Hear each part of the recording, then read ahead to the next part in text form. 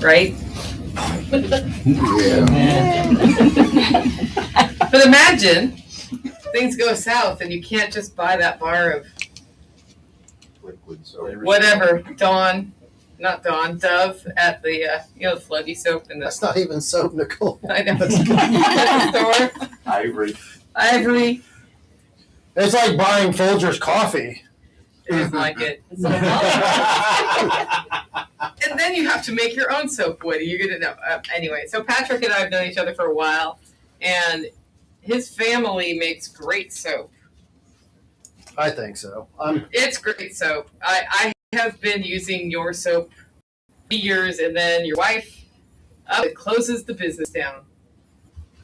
It's hard to find good help these days. I know.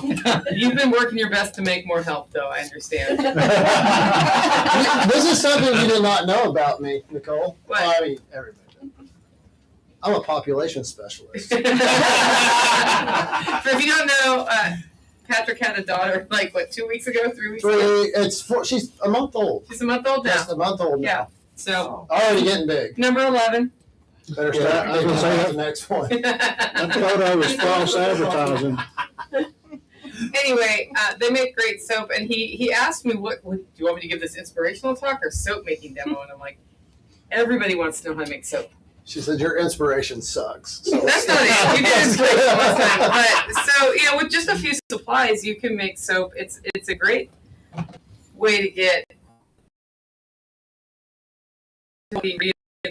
You absorb so much through your skin, you don't even realize it. So that's one reason to do it. But also, it can be a lucrative side hustle or full-time business, or you can sell it for not enough, right? I asked a knife maker one time. So what's the secret to being a full-time knife maker? And he says, having a wife with a good job and benefits. Anyway, but seriously, so thank you, Nicole. Once again, we're here at the Holler for the Living Free in Tennessee workshop. This is a great event. I love to come here and share my knowledge with you guys. So anyways, a little bit about myself. I make knives. MT Knives is my business. Like Nicole said, my wife has been making soap since before I met her, since she was a kid. And so I thought I'd share a little bit about that today. I love to learn things, and it's fun. When you're stuck in school, you're like, this sucks. I don't really care about whatever the teacher's talking about. But really, soap making is chemistry. And chemistry is one of those classes that can be really fun if you have a good instructor, or it can be, really boring. And you're just like, why does this stuff matter, right? So soap making, making is very simple, and people have all sorts of misconceived conceptions about soap. So who here knows, have you heard of who here knows what's your main ingredients in soap? How do you make soap? Lye, fat, water, So you can use animal-based products like lard, or you can use any type of oils, vegetable oils. And it's very basic, very simple. But what happens is it's a chemical reaction that occurs. So who knows the recipe to make water? Anybody? 2 hydrogen, 1 oxygen, right? So I kind of wanted to. I was gonna bring a fuel cell and break down some water and light her off. So it's fun. It's neat. So if you tell water, like hydrogen's flammable, right? Oxygen, it's the perfect combination for a fire. Hydrogen and oxygen. Nobody's afraid of water. Well, drowning, but nobody's afraid of catching fire with water, right? But soap everybody here is like, oh, it's got lye in it. And they're like, oh, I don't want lye soap. You know, lye is dangerous and it's bad and, you know, yada, yada, yada. So everybody's afraid of lye, or they're afraid of homemade soap. And the thing is you can't have soap without lye. And people will sell to you like lye-free soap. I don't know. They're lying, right? It's a different type of lye. So, anyways, thankfully, I like to learn. I like to be self-reliant. And like Nicole mentioned, today, more and more, all these products that people sell, to make money, we take the good stuff out and we sell what's left, like milk, farm milk, right? Let's take some of the cream off and sell somebody whole milk. And, just stuff like that. We'll sell the cream, we'll sell the milk, we'll sell, so they're extracting what's good. And so when you make soap, what you end up with when you take your fats and you mix the lye and you end up with soap, you get soap and glycerin. So what do? A lot of times they pull out that glycerin, then they sell you the soap that makes your skin dry, and then they sell you the glycerin to make it soft. I hope at the store is cheap. I'm like, yeah, well, you're not getting the same thing, okay? So let's see. My wife and I, like we mentioned, we just had number 11. My wife's got a YouTube channel. It's Roar Tribe. There, she just posts things that we do at the house. We homeschool. She spins and weaves, and they do all sorts of stuff. But you can check out our YouTube channel, see some of the progress, how we live in the Ozarks. Let's see.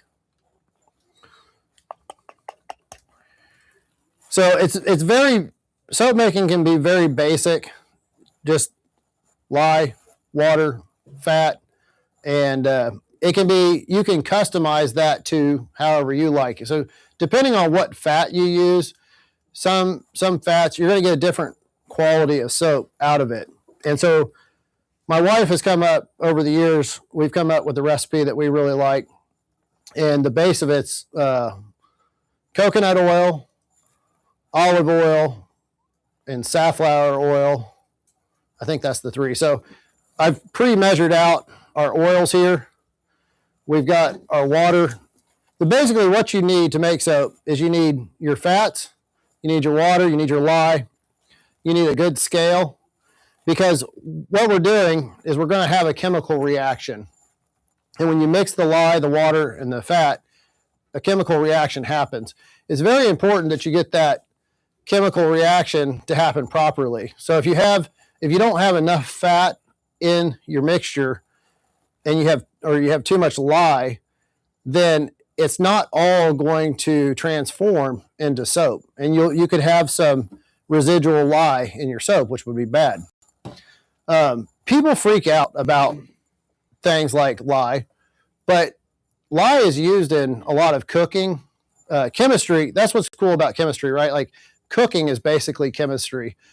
Chemistry is what things are made of and how they change. So when you put heat to a steak and you sear it and caramelize it, like all that's just chemistry, and soap making is the same way. So when we mix up our oils and our lye, it's about getting that concentration right, having the right temperatures, but it's very basic. It's not hard. You just want to make sure that you have good measurements and a good calculator. So I would suggest if you're going to make soap for the first time, get a recipe, a trusted recipe. And there's soap calculators online. You can find soap calculators. On that next screen, my wife put some links to, or she's got some. So you want to use a soap calculator. Make sure you get your measurements right, because it is important that you have to have a good batch, right? Who knows what hydrophobic is? Water moves away from water. And hydrophilic. Right. So part of what makes it work is part of it's hydrophobic, hydrophilic. So it kind of grabs onto the dirt. It does some other chemical stuff. And basically allows that dirt to be washed away off of your body. So okay, what tools do you need? You want to have a bowl or something to mix your stuff in. Here's some of your most important things. One, make sure that your container is going to not melt on you, heat resistant, and not aluminum. Aluminum, lye, no go. And we have done it. It's not good. You can mix lye and water in glass, but it's not a good idea because when you mix the lye with the water, it gets really hot and it can break the glass, the thermal shock. So we're going to mix it up here in this metal bowl. You want some sort of mixing device. And then a stick blender is really good. So I'm going to go ahead. We need some safety gloves. I went ahead to be responsible, some sort of long sleeve shirt. Actually, I'm not going to wear that. It's too hot here. Some safety glasses. These are not safety glasses. Goggles. So the dangers of making soap would be, there's some of the things you want to remember is you want to pour your lye into the water. You don't want to dump your water into the lye. It can have a violent reaction. So that's one of the key things to remember. And then obviously, like the hazards are when you're pouring, stuff can splash. It can get on your skin. Lye is caustic. But I mean, we've definitely got it on our skin. Wipe it off, have something close by to clean up with. Use some gloves. I guess it's all on how risky you want to be, but it's kind of funny. Like I remember growing up, you kind of learned that everything's going to kill you. Get bit by a black widow, it's going to kill you. Get bit by a rattlesnake, it's going to kill you. And it's no different with like lye. If you get it on your skin, you're dead.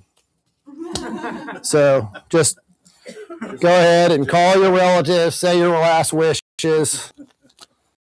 So, okay, another neat trick I learned. This kind of works my hands are sweaty, so putting on rubber gloves. Stick your thumb in, and you roll your fingers up. I'm going to do this wrong. Where's that nurse at? I always size it up because I take them on and off while I'm running around sweating. So I just wear a really bigger size. Well, see? There you go. There you go. From a nurse. This is why I don't wear gloves. No. All right, here we go. Try this again. Oh, yeah. Uno mas. Fluffy like a surgeon. There you go. I did some nice big gloves. Told my wife, I was like, I'm gonna buy some of those big, just like for dishes or whatever. But I didn't. Then I brought these stupid things. You can fill it with water and then stick it. I could. All right, are we all having fun? We're all struggling with you. I feel like SpongeBob SquarePants. 2 hours later. Oh, there you go, Jay. Come on. Come here, Jay. I'll put this glove on your head and you can do the whole. And be a chicken. All right, that's good enough. All right. So, experience here. So, coconut oil is solid at, I think, 72 degrees. So, this coconut oil. So, there's a hot process in making soap. There's a cold process, and then there's heat transfer. Kind of what I'm going to do is a heat transfer, kind of. Maybe exactly, I don't know. So my wife kindly has already measured this stuff out for me. And we had a little miscommunication. So anyways, I got my water in 2 jars. So this is exactly 7.35. No, don't write that down. We're not giving you our recipe. Did you say though that you use olive, safflower, and coconut oils? Yes. Olive, safflower, coconut, yeah. Another thing, This is a powder. It's going to get a little bit in the air. Yeah, you might want some. So when I pour this lye in here, nice. It's all stuck in the, yeah. Things are already going to, as it starts to dissolve, it's going to heat up. And it can get 200 degrees. It can get toasty.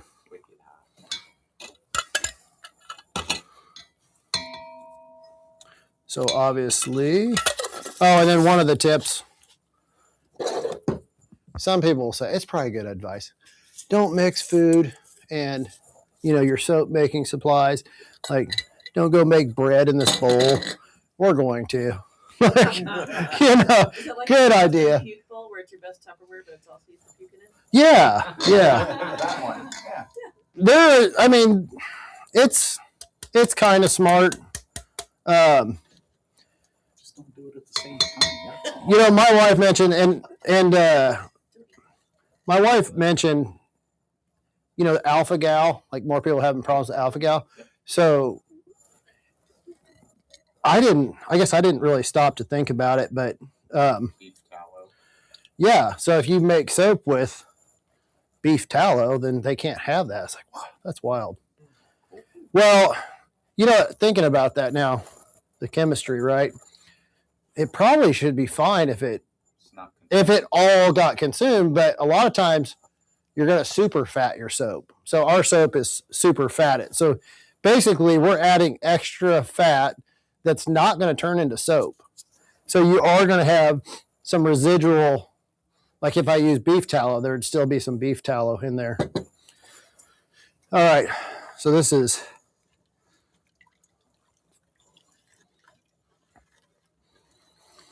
the lye will, you want to kind of stir it until it dissolves. And See it smoking. yeah, it's good because I wasn't, yeah, the steam right up your nose. Patrick passes out. Anybody want to smell this? Oh wait, was that the chloroform powder? That's right. Oops. You know what? I messed up. Uh-oh. I should have mixed that in here, but we'll be fine. Don't worry. I'm resourceful. Tap it over, come. That's right. Ain't no thing but a chicken wing. I was going to just send my wife up here to do this.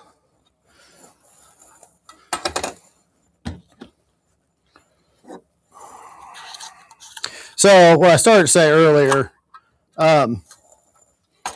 if all my coconut oil was melted, then I should do something. If all my coconut oil was melted, then I would let this lye solution cool down some before I pour it in here. But we're going to get all this oil in here and then pour our lye solution in. And we're going to use that heat to melt the coconut oil. So we used to, when we first started making soap, my wife would make the lye and then we'd wait for it to cool down. And we'd heat our oils up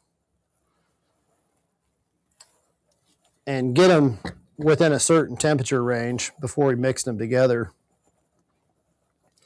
And I'm like, why are we doing this? We're putting energy to heat the oil up. And we're sitting here wasting time waiting for the lye to cool down. Like, can't we just, you know, work together here? So anyways, this speeds the process up. Does it make a different quality of soap if it's made cold versus made hot? That's a good question. I'm going to revert you back to the expert. You'll have to ask my wife that question. Sorry, you guys got me. All right.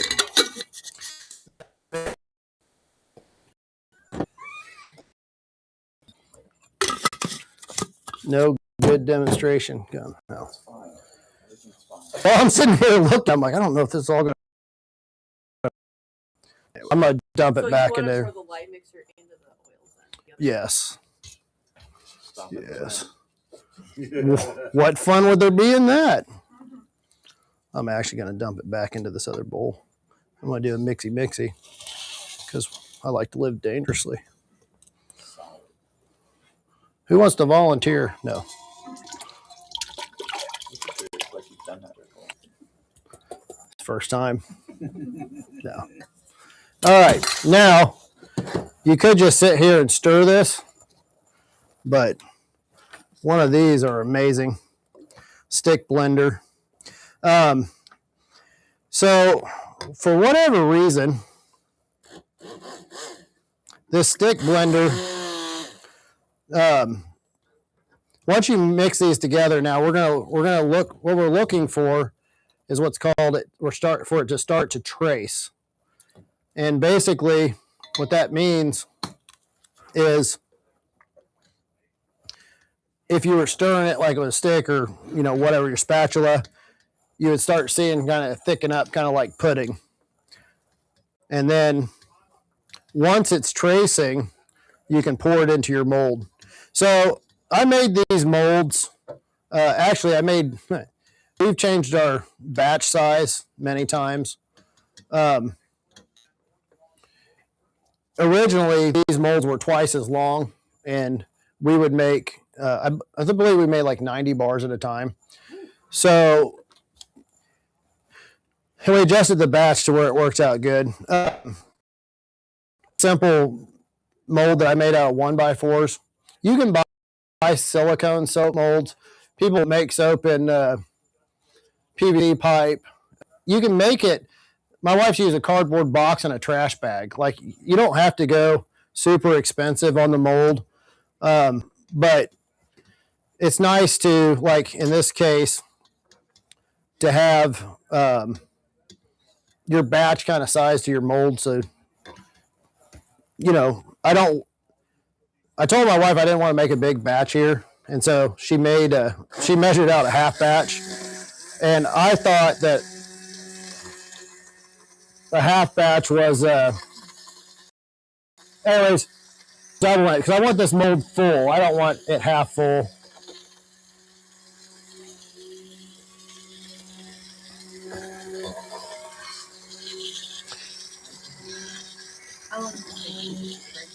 It's going to be really quick. It depends. It's going to depend on the recipe. And so add to this, you can add essential oils. You can add other ingredients to your soap. Today we're just making plain soap. My wife did send some spearmint. You can add, once this traces, wait, let me ask that. Let me go back. I think we added it. I know you don't want to put your oil in or your essential oil in too soon because the heat can break. Yeah. So I believe I'll just the oils and mix it in.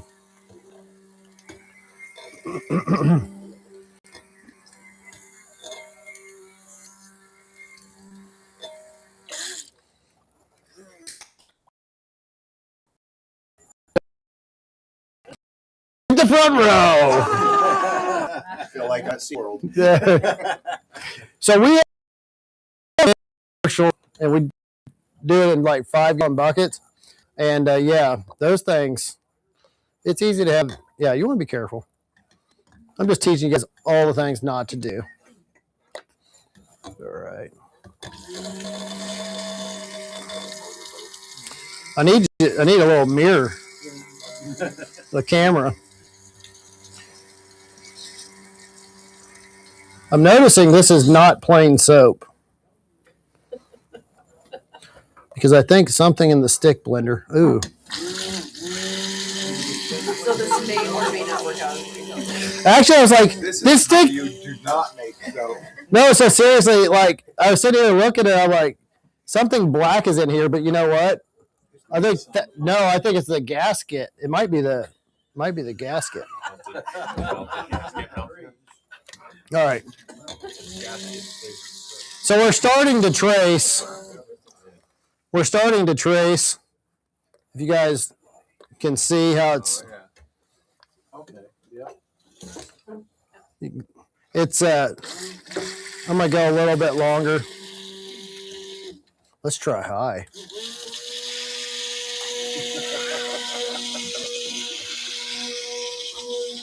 Yeah, more power.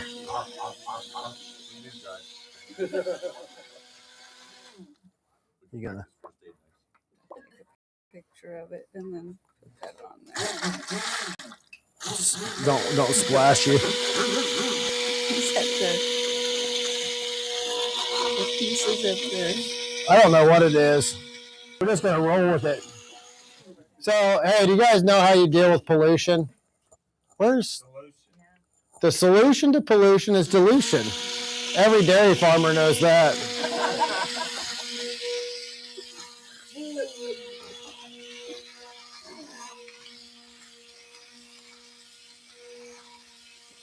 Who wants to try this soap out?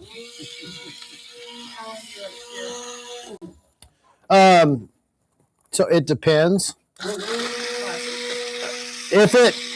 So the other process, like hot process, so the reason you cure soap, one, is to make sure that chemical, that all the lye and everything's completed.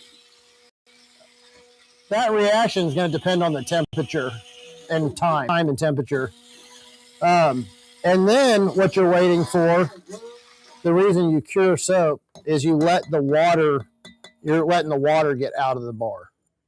So, and what that does is it's going to help the soap last longer and not just get used up right away.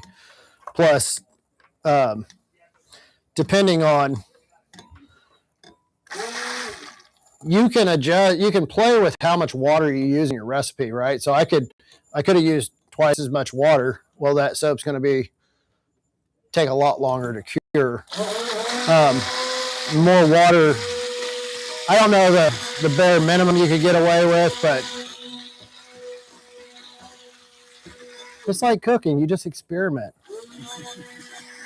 What's the worst that could happen? This soap is so cleansing, it took my skin right off. All right. What an exfoliant. Here you go. Now it's really tracing. So kind of just looks like fudge-ish. There's Alan. Alan, you take care of pollution, right? Well, The solution to pollution is dilution. I was about to say, if you're in the 1970s, that's the answer. Yeah. All right. What we gonna do? Now, so we've simply made this wooden mold and then lined it with wax paper. Not wax paper, plastic, freezer paper, plastic line. And now let's see if I can make a mess. We're gonna pour it in here. Good, you're solid. I saw the Yep. replay already. Oh, good. There's the little black gasket or whatever. That's fine. It's for exfoliation. With a surprise inside. Just like a Like Cracker Jacks. Yep. Or if you get the one with the gasket. Are those lumps the coconut oil, or is that tracing? That's the tracing. It's the clumping. Yeah.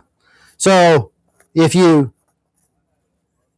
pour too soon, depending on how your mold is, you might have some leakage or escapage.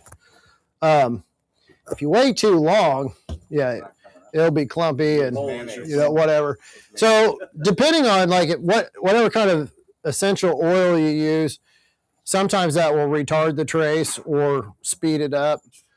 Sometimes you're going to add some herbs or whatever, it all kind of messes with that chemical reaction. So it's kind of just a trial and experiment type thing. So now this will sit here, it'll set up. We'll let it set 24 to 48 hours. Like I said, it's going to depend on your soap.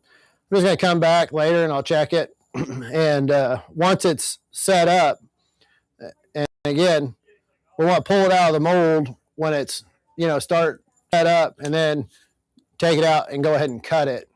If you wait too long, you're going to we have I've made cutters, we've bought cutters. Basically what you're using, like piano string or guitar wire or something. And if you wait too long, you're snapping wires. So then I would go ahead and pour this into another mold, finish it up, clean up all my stuff. Keep it in mind, you want to not get it on your skin and clean it up. But let's see, tools, scales. So the other thing, a thermometer is helpful. Back in the way when we used to do it, we'd measure the temperatures of the oil and get the oil and the water, the temperatures about the same. It's the difference between, hot process, cold process, heat transfer. Let's see. Steve Blow molds. So what makes good soap? A lot of that's going to be personal preference. Everybody's skin's a little bit different. This recipe that my wife's made, I love it because it lathers good. It cleans good. It's leaves your skin clean and it moisturizes it soft. We've had we've made different soaps. We've had children that have a problem with eczema and things like that, and some soaps that do better for that. Not making no medical claims, but your skin is one of the largest organs. What you put on it matters. So being able to know exactly what's in our soap and just having that quality. Ever since my wife has made soap, like I don't want to use anything else. I take it with me when I travel, and it's like good coffee. You really don't know what good coffee is until you've had some. Once you had some, you're just like, everything else, not so much. So we talked about self-sufficiency, control the ingredients, and then the cost savings. This is going to be more affordable. Again, we're in a society like it's so messed up because people are comparing things all the time in cost. Like, well, I can go buy Irish Spring for 25 cents a bar or whatever. I'm like, Irish Springs is not it's not the same thing. You're not comparing apples to apples. And anybody who's used, I don't know. It's crazy to me because we walk by, like we hate to go down the detergent aisles. It is so bad. And my wife and some of my children have problems with the smells, and it messes with your hormones. It messes with all these things. And it's like, I don't want this stuff in my house. We know exactly what we have, and it's good stuff. Jake. You guys make laundry detergent. Yeah, we've made our own. We've taken the soap. Very well, because I've done it while camping, and those it's better than the Gesteel soap that you did home. So Jack had somebody on the show. Man, it's been years ago, and she's got a book, and I don't remember. I'm gonna have to look it up. It's like Better Home book or whatever. And in that book, she's got 3 different cleaners recipes. It's a greasy grime. What is it? It's the scrubbing powder, greasy grime, and acid, like an acidic base cleaner. And so she goes and talks about the chemistry behind cleaning, and reading that book and getting the understanding of what's going on, it just really helps you pick the right cleaner for the right job. So with oil, I'm going to get this messed up, but like with an oil mess, you want an acidic cleaner, right? With a organic mess, like organic is, organic, you're, so understanding like what is the dirt you're trying to clean and what's the compound that I need to fight it. Water, chemistry, go chemistry, water's a solvent. What's a solvent? It's something that dilutes or, breaks down. So, again, education is power. I love learning because so many people are buying, they're throwing away their money just because they don't have a basic education. So knowing like, hey, what makes this, what is it? They sell this solution to pour on your battery cables to kill the corrosion. And I looked at it, and the ingredients is like baking soda, sodium bicarbonate, and water. And you pay like $3 for like 2 cents of baking soda, probably 1 cent of baking soda. So just understanding chemistry really helps you save money. And it's knowledge you can pass down to your children and to your friends. So any other questions? Do you ever have issues with air bubbles when you're making a batch? I mean, not really. I mean, you could shake it. Tap it a little bit. Yeah. If you get it too hot and you pour in your molds, you can have some cracking or, stuff like that. But I don't think we've had problems with air bubbles. For the swirl color stuff, do you do that in the bowl, or do you do it in the mold?